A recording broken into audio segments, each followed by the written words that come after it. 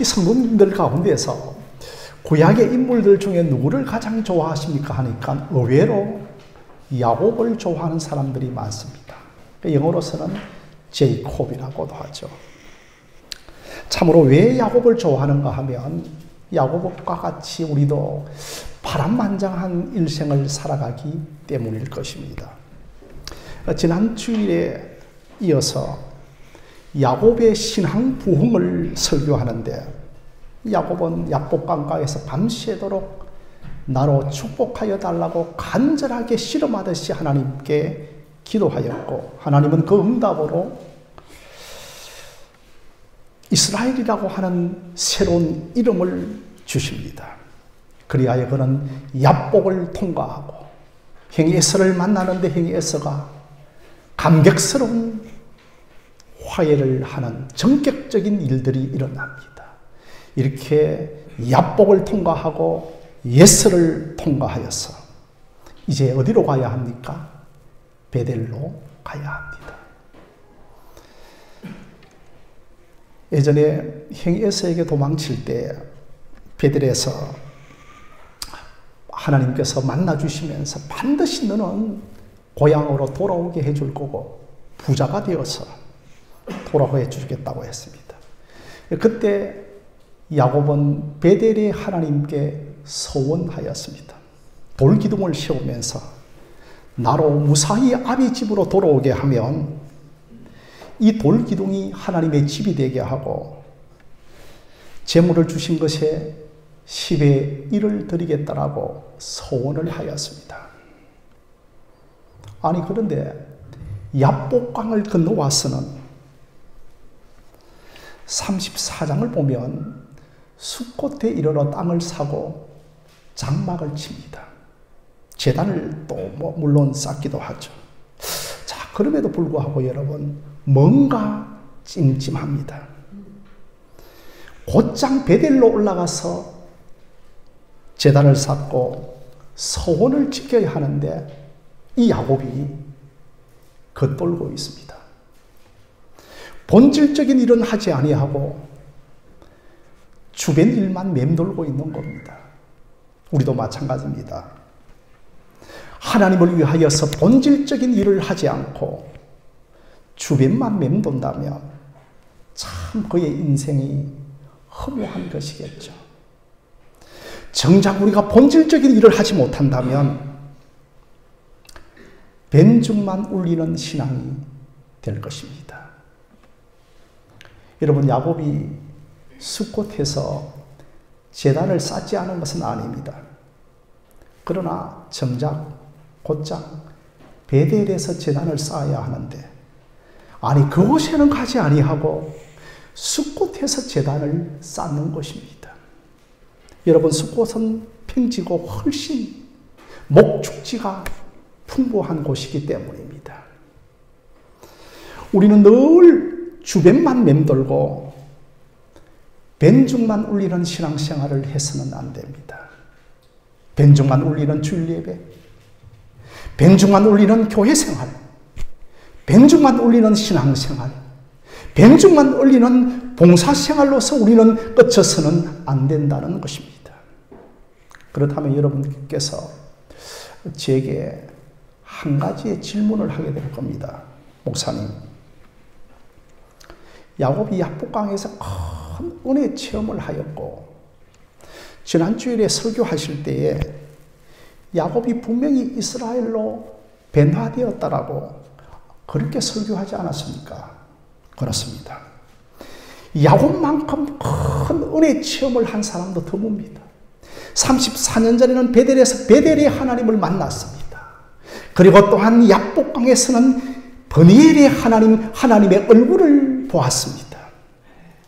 또 이름도 야곱에서 이스라엘로 개명시켜 주신 것입니다.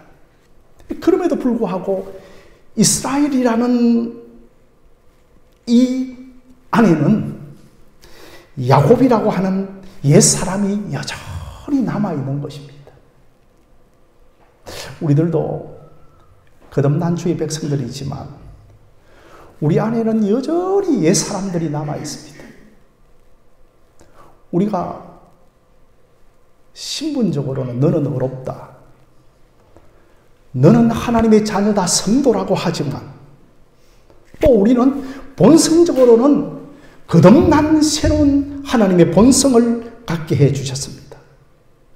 그럼에도 우리 안에는 여전히 옛사람의 모습, 죄된 본성을 가지고 있는 것입니다. 그러니 여러분, 야곱은 분명히 변화되었지만 여전히 야곱 안에는 옛사람, 죄성을 가지고 있는 것입니다. 여러분, 이것이 그리스도인의 모습입니다. 그러니까 우리 안에는 다 야곱의 기질이 갖고 있습니다. 이 야곱의 기질이 언제 튀어나올지 모르는 거죠. 그러니까 우리 안에는 늘 속이는 자, 세상을 의지하는 기질, 세상 정신을 사랑하는 그 야곱의 기질을 다 갖고 있는 것입니다. 그러자 여러분, 이 야곱이 숫곳이라고 하는 평온에 이르게 되자 다시 야곱이라고 하는 제된 본성이 드러나기를 시작하는 겁니다. 그 약복강을 건넜다면 즉시 베델로 올라가서 서원을 갚아야 하는데 그렇게 하지 않습니다. 여러분, 이 숫곳에서 장막을 치고, 아니, 땅 사지 마라 했거든요. 땅까지 삽니다. 겉으로 보기에는 야, 집도 장만하고 땅도 사니까 야, 야곱이 잘 되는 것 같다. 그러나 여러분, 뭔가 영적으로는 긴장감이 흐르고 있습니다. 성도 여러분, 뭔가 우리의 삶 속에 긴장이 있을 때 항상 넘어질까 조심하시기를 바랍니다. 그때가 내 안에서 야곱 기질이 나타날 때입니다. 그래서 신앙은 한순간의 체험이 아니라 날마다 매 순간 자기 자신을 쳐서 그리스도 앞에 복종시키는 삶인 것입니다. 이렇게 여러분, 숫곳에서 몇 년을 보내는가 하면 무려 12여 년을 보냅니다. 그런데 어느 날 야곱의 가정에 하나의 사건이 생겨납니다. 아니, 사랑하는 딸 디나가 이웃하고 있는 하몰 족속의 족장 세겜에게 강간을 당하는 겁니다. 여러분, 부모로서 가장 힘든 사건을 만납니다. 정말 아비로서 서 있는 발판이 다 무너질 것만 같은 그 아픔을 맞이하게 된 겁니다. 여러분, 딸 디나는 야곱의 외동딸입니다. 한참 외모에 신경을 쓸 만한 나이인 아마 16, 7세 정도 되었을 것입니다. 디나는 이 세상에 대한 동경심이 참 많았습니다. 산 너머 남촌에는 무엇이 있을 것인가? 이렇게 세상에 대한 동경과 사모함이 넘쳐났던 여인이 디나였습니다. 그래서 하몰 족속의 여자들은 어떻게 사는가를 보고 싶어 했습니다. 그런데 그만 추장인 세겜의 눈에 들었고 세겜은 힘으로 디나를 강간하였습니다. 이 잠시 후에 이제 딸 디나가 강간당하였다는 소식을 아비 야곱이 듣게 되었습니다. 아니, 그런데 아버지가 딸의 소식을 듣고서도 성경에 보면 잠잠하였더라고 하고 있습니다. 아무 말도 하지 않았습니다. 그 이유는 그 하몰 족속들이 야곱 집안보다도 더 힘이 강한 족속들이었기 때문입니다. 그리고 또한 야곱의 아들들이 아직도 들판에서 여러분 돌아오지 않았기 때문입니다. 예전에 여러분 자식들은 군사였습니다. 그래서 자식들이 아직도 돌아오지 않았기 때문에 이 슬픈 소식을 듣고서도 야곱이 잠잠한 겁니다. 아마 그는 잠잠하였더라고 하는 이 말씀을 통하여서 혼자 깊이 생각하였을 것입니다. 과연 우리 집안에 왜 이런 일이 발생할까? 왜 신자의 가정에 이런 불행한 사건이 발생할까? 왜 하나님께서는 딸이 강간당하기까지 막아주지 아니하실까? 야곱은 깊이 생각하였을 것입니다. 아마 그 깊이 생각하는 가운데 30년 전에 베델에서 하나님께 서원한 것을 생각하였을 것입니다. 가나안 땅으로 돌아왔지만 이 숲곳에 머문 지가 벌써 10년의 세월이 흘렀습니다. 바로 이때 딸에게 불행한 소식이 들려온 것입니다. 마침내 이제 들판에 있었던 자식들이 돌아와서 이 소식을 듣고서 여러분 분개하기 시작합니다. 이 11명의 자식들 중에서 아직 여러분 베냐민 태어나지 않았습니다. 이 11명의 자식들 가운데서 누가 제일 분개했는가 하면 시몬과 레이였습니다. 왜냐하면 한 배에서 태어난 동복 형제들이었기 때문입니다. 이들의 어머니가 누구였는가 하면 레아였습니다. 이복 형제가 아니고 동복 형제였습니다. 그러니 여러분 혈기방장한 시몬과 레이가 드디어 이제 하몰 족속에게 찾아가서 협상을 합시다. 그렇게 제시합니다. 자, 그렇다면 내 동생 데리고 가세요. 대신에 우리는 하나님께 할례받은 백성이기 때문에 할례받지 않는 백성들과 함께 결혼할 수 없으므로 당신의 모든 남자들은 이 시간 할례받기를 원합니다라고 이 협상을 제시합니다. 그러니 여러분 협상을 받는 쪽에 있어서는 뭐 할례가 돈을 드는 것도 아니고 뭐 이럴 것이 없는 협상이었습니다. 그래서 모든 하몰의 족속들이 다 할례를 받습니다. 여러분 이 할례를 받고 이제 몸의 남정네들이 거동이 불편할 때 시몬과 레이가 세겜을 습격하여 모든 세겜의 남자들 다 죽이는 대학살극이 일어납니다. 여러분 할례는 거룩한 하나님의 백성의 정표입니다. 그런데 여러분 하나님의 이름으로 세속적으로 이 할례를 이용하는 겁니다. 만약에 여러분 이 청덕동에 어떤 믿지 않는 사람들이 우리 교회에 해코지를 하였다고 생각하십시다. 그래서 우리가 그 사람들에게 협상을 제의합니다. 예, 주일날 와서 성찬을 먹고 마시면 다 용서하겠습니다라고. 아니 뭐 성찬 주일날 한번 와서 먹고 마시는 것 힘들지 않겠죠. 그런데 우리가 그 성찬에 독을 타는 겁니다. 그래서 주일날 와서 성찬을 먹고 마시는 가운데 그 모든 사람들이 다 죽는 겁니다.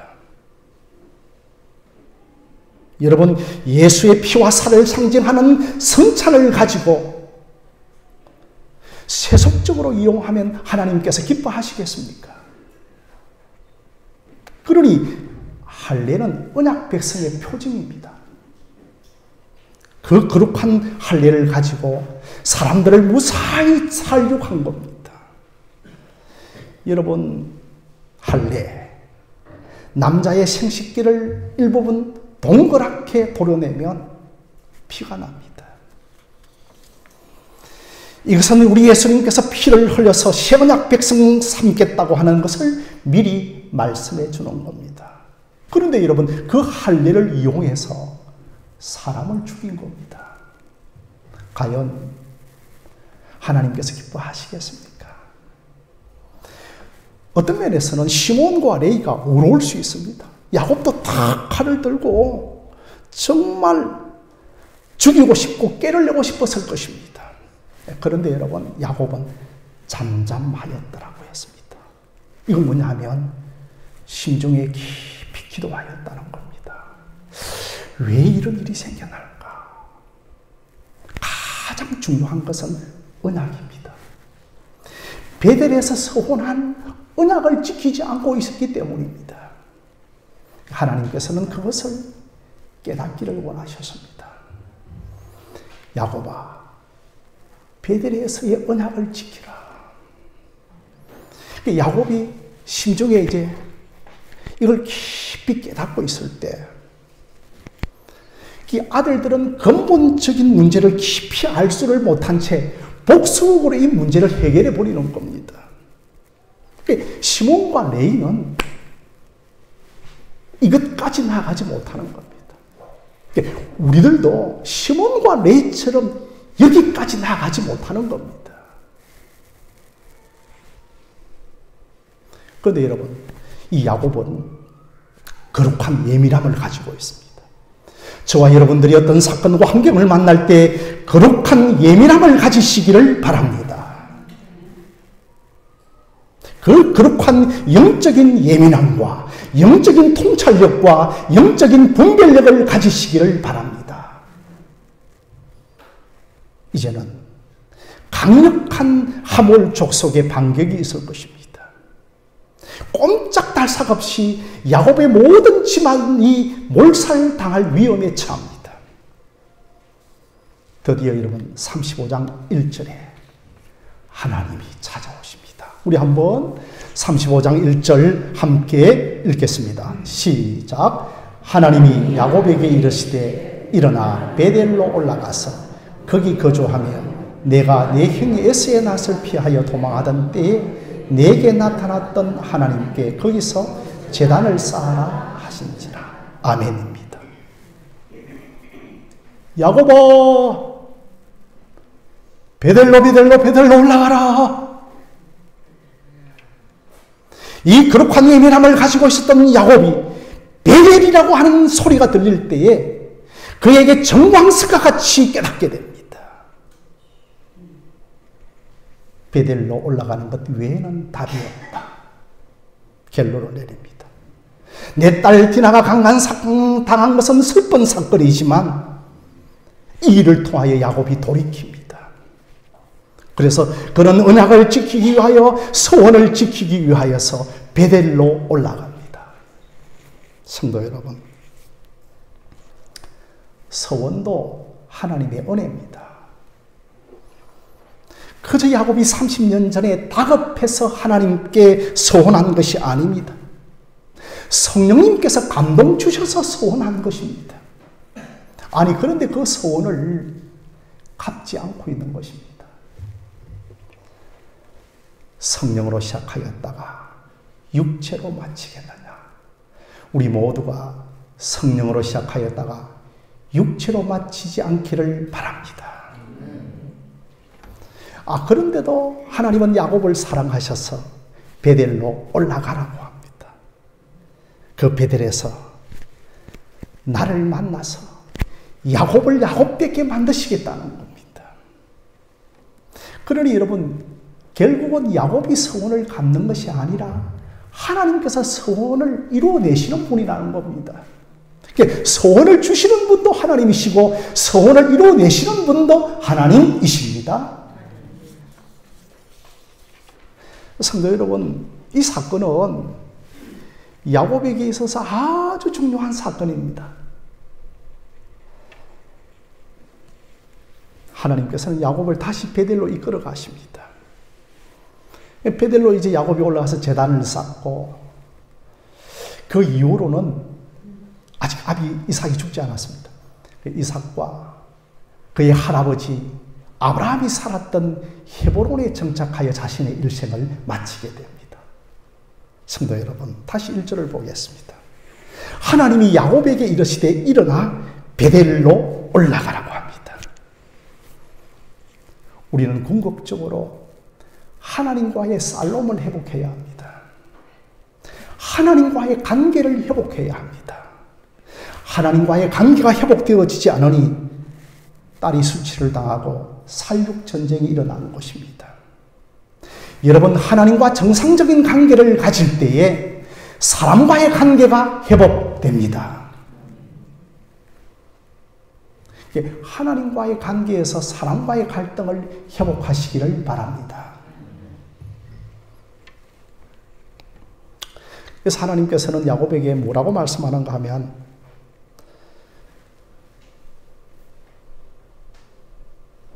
그곳에서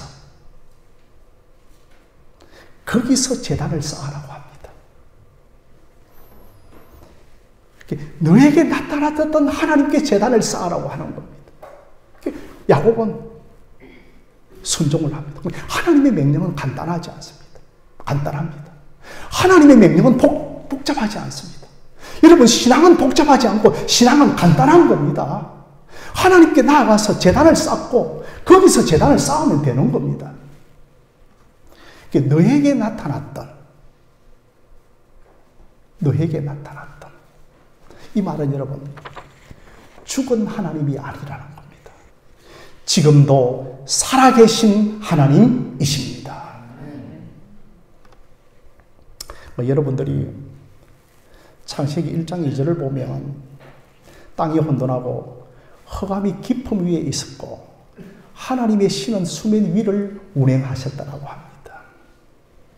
그러니 여러분, 창조 전에는 무질서요, 혼돈이요, 흑암이요, 영어로는 카오스의 상태였습니다. 지금 여러분, 하나님을 떠난 야곱의 상태가 무질서요, 혼돈이요, 흑암의 상태입니다. 야곱은 빛의 자녀입니다. 그런데 지금 야곱에게 어둠이 꽉 차 있습니다. 그래서 여러분, 창세기 1장 2절에 흑암이 깊음 위에 있는데 하나님의 신은 수면 위를 운행하셨다고 했습니다. 그러니 여러분, 성령이 운행하시면 우리 안에 하나님의 질서가 생기는 겁니다. 여러분 안에 성령이 들어오시면 하나님의 질서가 생기고 어둠이 떠나가고 빛의 역사가 나타날 줄로 믿습니다. 그래서 야곱이 도망갈 때 만났던 하나님은 살아계신 하나님, 인격의 하나님이셨습니다. 그분은 죽은 하나님이 아니라 지금도 살아계신 하나님, 그 하나님을 거기서 만나라는 겁니다. 그 하나님만이 너의 꼬인 실타래를 풀어주실 수 있는 하나님이시라는 것입니다. 그러니 여러분, 거기서 나타났던 하나님을 만나라고 하는 건 30년 전에 만나놨던 그 하나님은 단지 너희의 추억 속에 있는 하나님이 아니라 지금도 살아계신 하나님이시라는 겁니다.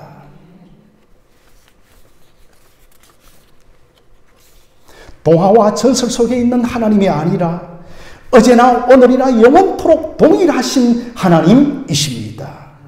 지금도 변함없이 내 속에 살아계시고 나에게 나타났던 하나님, 나를 만나 주셨던 그 하나님을 야곱아 찾으라고 하시는 겁니다.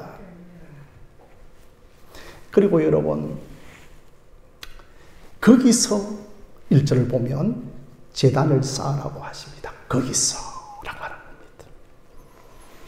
아니 여러분, 왜 제단을 베델에서도만 쌓아야 합니까? 숫곳에서도 제단을 쌓을 수 있는데 반드시 거기서 제단을 쌓으라는 겁니다. 베델에서만 제단을 쌓으라는 겁니다.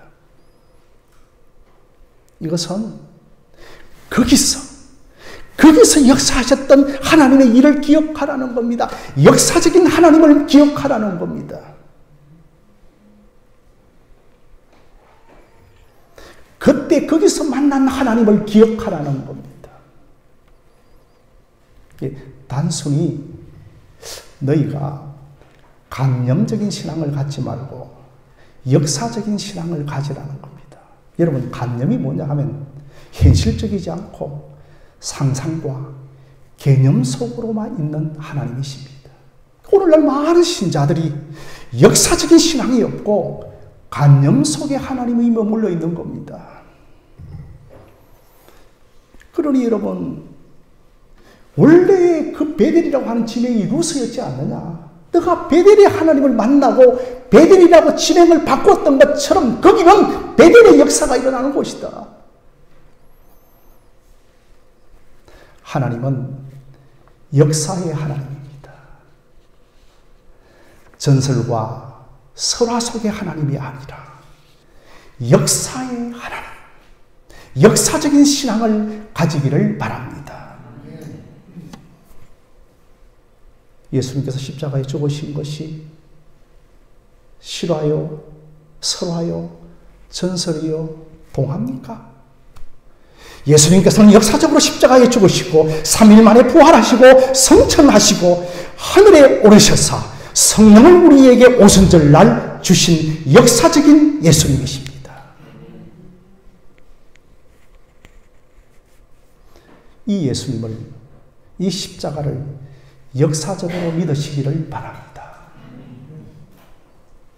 거기 너 있었는가 그때에. 거기 내가 십자가에 달릴 때 거기 너 있었는가 그때에. 거기서 내가 있었다는 겁니다. 거기서 나는 분명히 십자가에 죽었고 너도 거기에 있어서 내가 십자가에 죽는 것을 보았다는 겁니다. 여러분, 십자가를 역사적으로 믿으시기를 바랍니다. 십자가는 관념이나 설화나 전설이 아닙니다. 십자가는 분명한 역사입니다. 그래서 거기서 달을 쌓으라고 하는 것은 역사적인 하나님을 만나라는 겁니다.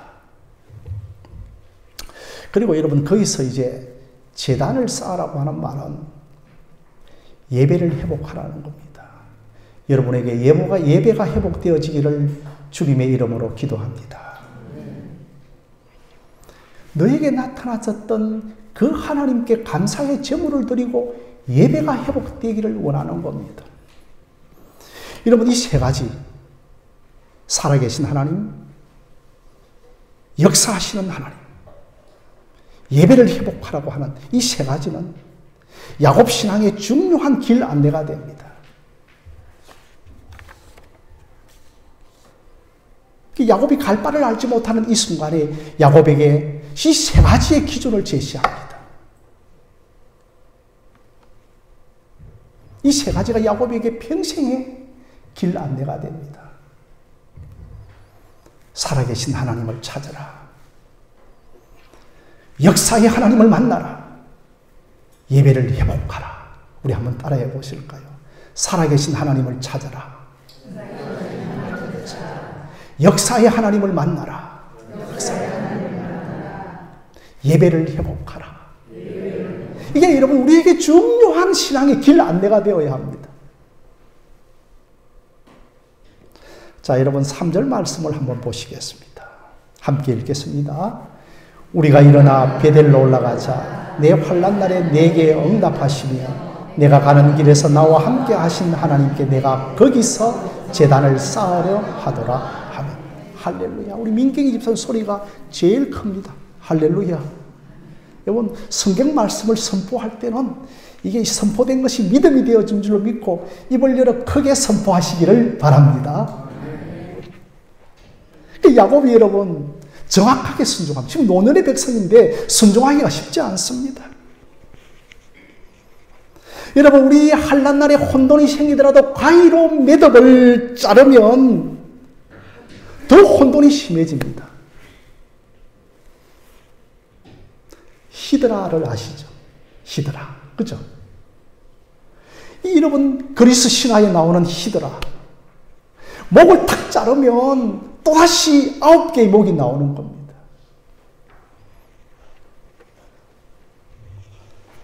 우리가 세상의 일을 세상의 방식으로 문제를 해결하면 끊임없이 나락으로 떨어집니다. 계속 한 히드라가 나오는 겁니다.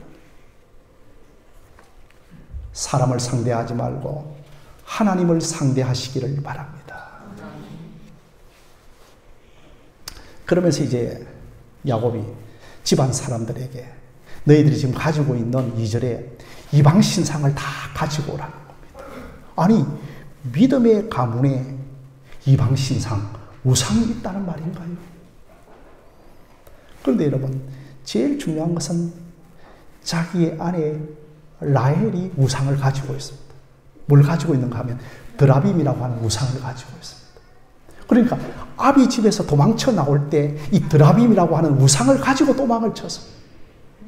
그러니 주인이 우상을 가지고 있으니까 집안 사람들이 얼마나 많은 우상을 가지고 있겠습니까? 그리고 여러분, 야곱은 집안 사람들에게 의복을 바꾸어 입으라. 이들이 여러분 가나안 땅에 동화되어져서 매우 몸에 탁 달아붙는 부착되어지는 육각적인 옷을 입기 시작했습니다. 제가 여러분 주일날 여러분들이 교회 앞에 탁 나오면 저는 어찌하든지 간에 목사로서 그리스도의 보혈의 옷을 입혀주려고 합니다. 아니 그런데 교회당 문을 탁 나서면 세상 옷이 탁 부착되어져 있으니까 이게 너무 편하다는 겁니다. 자꾸만 예수님이 입혀주신 옷을 벗어버리고 세상의 옷을 입으려고 하는 겁니다. 그런데 여러분 세상의 옷은 영적으로 보면 죄와 때가 더덕더덕 묻어 있는 겁니다. 얼마나 남루한 옷인지 모릅니다. 저와 여러분들이 이제는 그리스도의 의의 옷이 여러분에게 익숙해지기를 바랍니다. 그 그리스도의 십자가 보혈의 옷이 여러분에게 딱 신문칠로 부착되어지기를 바랍니다. 그러니 여러분, 이 모세가 리더십을 언제 딱 결정적으로 발휘하는가 하면 그 이스라엘 백성들이 만들었던 금신상을요, 그 송아지 우상을 다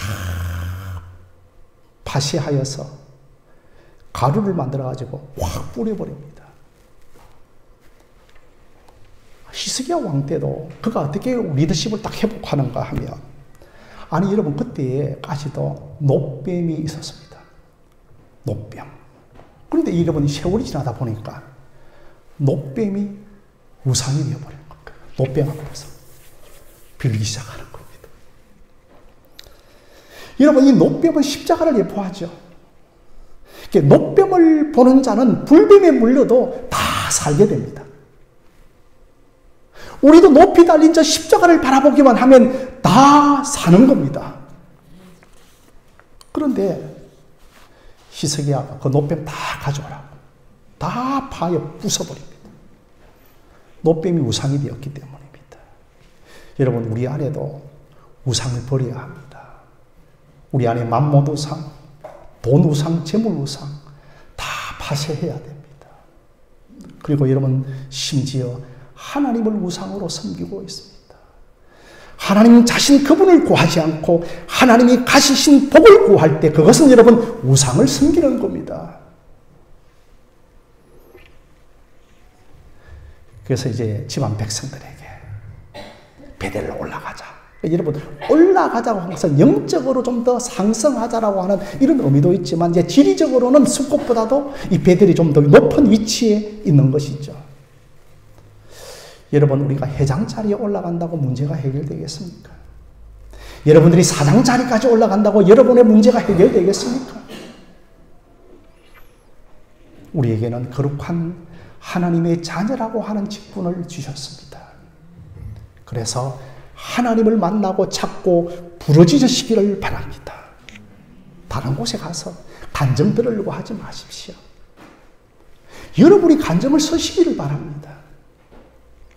내게 역사하셨던 하나님 나를 보셨고 나를 이곳까지 인도하신 하나님께 올라가시기를 바랍니다. 마지막으로 여러분 22절 말씀 한번 보겠습니다. 22절입니다. 함께 읽겠습니다. 이스라엘이 그 땅에 거주할 때에 로벨이 가서 그 아버지의 첩 비라와 동침하며 이스라엘이 이를 들었더라. 야곱의 아들은 12이라고 했습니다. 아니 여러분 장자 로벤이 둘째 엄마라고 할 수 있을까요? 라헬이 딱 죽자 라헬의 몸종인 비라에게 들어가서 동침을 해버립니다. 어머니입니다. 어떤 면에서 서모입니다.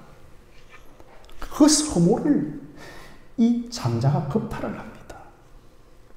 그런데 오늘 말씀을 보면 아버지 야곱이 이 소식을 들었다고 합니다. 얼마나 기가 찰 일이겠습니까? 자, 그런데 여러분들이 이제 성경 구절 말씀이 툭툭툭 튀어나와야 됩니다. 성경 말씀이 여러분에게 선명하게 툭 튀어나올 줄 알아야 하는 겁니다. 여기에서 딱 여러분들 성경 말씀이 어디에서 툭 튀어나와야 하는가 하면 22절에서 뭐가 튀어나와야 됩니까? 야곱의 아들은 12이라. 이게 성경 말씀이 확 들어와야 됩니다. 저는 이 말씀이 읽는 가운데 이 22절에 야곱의 아들은 12이라고 하는 것이 성경에 이 성경 말씀이 툭 튀어나와서 제 눈에 툭 들어왔습니다.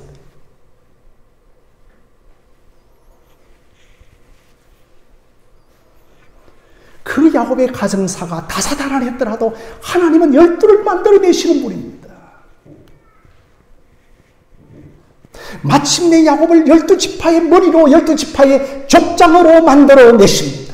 야복강을 건너갈 때 내게 12지파를 주시옵소서라고 기도하였는데 그 다사다난했던 상황 속에서라도 마침내 그를 12지파의 족장으로 머리로 우두머리로 삼아내시는 겁니다. 우리에게 구속사의 무대가 희왕찬란하게 깃발을 들고 여러분의 가정에 들어오는 것이 아니라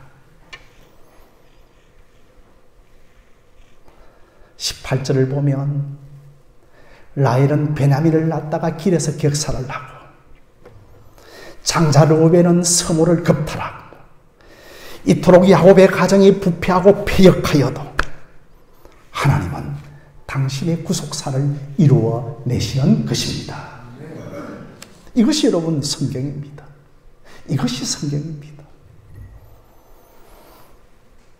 내가 가정에서 늘 얻어맞고 나만 당하는 것 같지만 하나님은 여러분을 통하여 반드시 하나님의 뜻을 이루어 내십니다. 늘 넘어지고 쓰러지는 나약한 나 같은 자를 들어서서 하나님은 구속사를 쓰십니다. 야곱의 이 비극적인 사건, 폐역적인 사건도 하나님의 구속사를 막을 수가 없는 겁니다. 하나님의 은혜가 그 가정에 들어오는 것을 방해할 수가 없는 겁니다. 이 어려운 가운데서 하나님께서는 12지파를 세우는 겁니다. 그러므로 사랑하는 성도 여러분, 이제는 하나님 앞에서 썩어서 미랄이 되시기를 주님의 이름으로 부탁합니다. 한 생명, 한 씨가 썩어서 미랄이 되어지면 많은 열매를 맺는다는 겁니다. 여러분, 어려울 때 살려고 하지 말고 죽을 작정을 하면 많은 열매를 맺습니다. 그리고 여러분, 우리 인생이 걸어가는 가운데 이 세 가지의 길 안내, 내비게이션. 첫째로 살아계신 하나님을 만나라. 둘째로 역사적인 신앙을 가지라. 세 번째로 예배를 회복하라. 이것이 여러분의 신앙의 내비게이션이 되어지고 이것이 신앙의 길 안내가 되어지기를 바랍니다. 그리하여서 살아계신 하나님, 역사하시는 하나님, 예배 가운데 나를 만나주시는 하나님을 꼭 붙들고 믿음의 길을 걸어가는 여러분들이 되어지기를 주님의 이름으로 간절히 축원드립니다.